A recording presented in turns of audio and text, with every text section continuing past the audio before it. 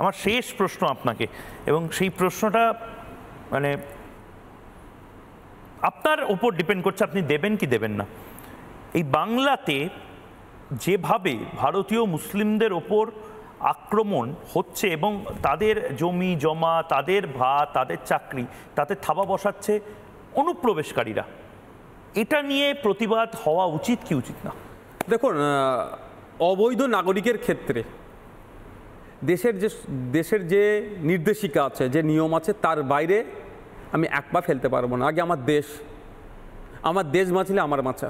আমি মনে করি দেশ যে নির্দেশনা দিয়েছে তার বাইরে সে আমার যতই আপন হতে পারে আর পর হতে পারে, আমি তাকে আপনও মনে করবো না, পরও মনে করবো না, দেশের নির্দেশনার বাইরে যদি কেউ চলে। 1 নম্বর কথা। 2 নম্বর কথা হচ্ছে এমনিতেই নাই, চাকরি নাই মুসলমানদের। আবার এসটি কোটাতে যদি চাকরি পাওয়ার কথা, কোটা অনুযায়ী ফেক ঢুকে যাচ্ছে। ব্যানার্জি টাইটেল এসটি কোটায়, হোসেন মুসলিম সম্প্রদায়ের মানুষ এসটি কোটায় চাকরি করছে। আমি তো অবাক দেখে।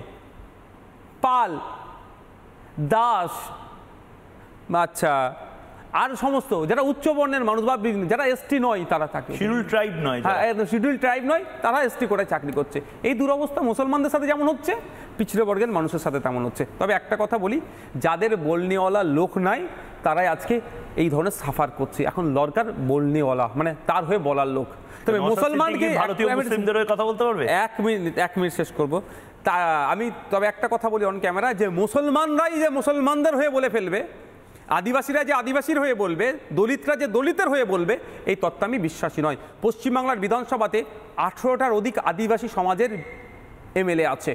ফেক এসটি সার্টিফিকেট, জলজমি জঙ্গল আপনার দেউচা পাঁচামিরে পিটিয়ে লাল করে আদিবাসীদেরকে উচ্ছেদ করার চেষ্টা করছে। অযোধ্যার ঠুরগা প্রকল্পের নামে আদিবাসীদেরকে উচ্ছেদ করার চেষ্টা করছে। কটা আদিবাসী সমাজের বিধায়কের প্রতিবাদ করেছে?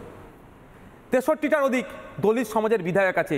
দলিতরা প্রতিনিয়ত যেভাবে বঞ্চনার শিকার হচ্ছে, নমশূদ্ররা, মতুয়ারা যেভাবে বঞ্চনার শিকার হচ্ছে, পশ্চিমবাংলার বিধানসভায় 63টার ওপরে দলিত সমাজের বিধায়ক আছে। কারণটা কি? কোথায় বলছি। আর 44টার কাছাকাছি মুসলিম বিধায়ক আছে। মুসলমানরা যে প্রতিনিয়ত শিক্ষা, স্বাস্থ্য, কর্মসংস্থানের পেছনের দিকে যাচ্ছে, বলছে এগিয়ে বাংলা, আর মুসলমানরা পেছনের দিকে যাচ্ছে। এটা বন্ধ হওয়া দরকার, মুসলিমদেরকে এগিয়ে আনা দরকার, তারপরেও মেন স্ট্রিমে আনা দরকার। এটা নিয়ে বলছে কোথায়? সুতরাং আমি মনে করি যে দলিত, আদিবাসী, মুসলমান নাম কাস্তে কিছু লাভ হবে না। জনগণের জনপ্রতিনিধি যদি তৈরি করতে পারে তাহলেই মানুষের জন্য কথা বলবে। তারপরেও তো মমতা বন্দ্যোপাধ্যায়ের এই কনফিডেন্সটা আছে। মমতা বন্দ্যোপাধ্যায় জানেন যে জিতবো তো আমি। মমতা ব্যানার্জির নসাদ জেলে যাবে, জিতবো আমি। মমতা ব্যানার্জির কনফিডেন্স দুটো জায়গায় আছে। ওই শওকত মোল্লাদের মধ্যে কিছু বোম বাঁধা প্লেয়ার রেখে দিয়েছে, আর একটা যে দিল্লিতে কেন্দ্রীয় সরকারের টপ লেভেলের সাথে ভালো সম্পর্ক রেখে দিয়েছে। এই দুটো কনফিডেন্সের জন্য উনি দেখে নিচ্ছেন যে আমি জিতবো।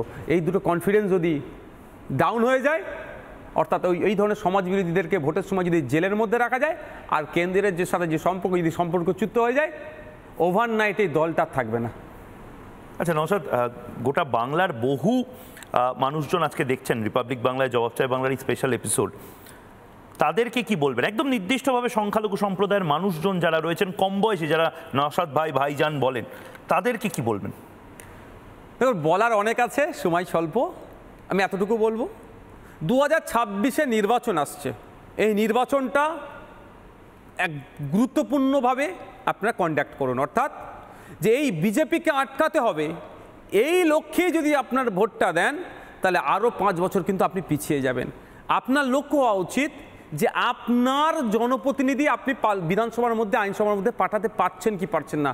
আপনার লক্ষ্য হওয়া উচিত যে আপনার প্রতিনিধিকে আইনসভার মধ্যে পাঠাবো, যে আইনসভার মধ্যে গিয়ে আপনার যে অভাব অভিযোগটা তুলে ধরবে, আপনার কণ্ঠ হয়ে ওখানে পারফর্ম করবে। কারণ ও জায়গাটাই হচ্ছে আগামী 5 বছর পশ্চিমবাংলার মানুষের লাইফস্টাইল কেমন হবে, আগামী পশ্চিমবাংলার মানুষের শিক্ষা, স্বাস্থ্য, কর্মসংস্থান থেকে শুরু করে ইচ অ্যান্ড এভরিথিং কী হবে, সেটা ওখানে ডিসাইড হয়।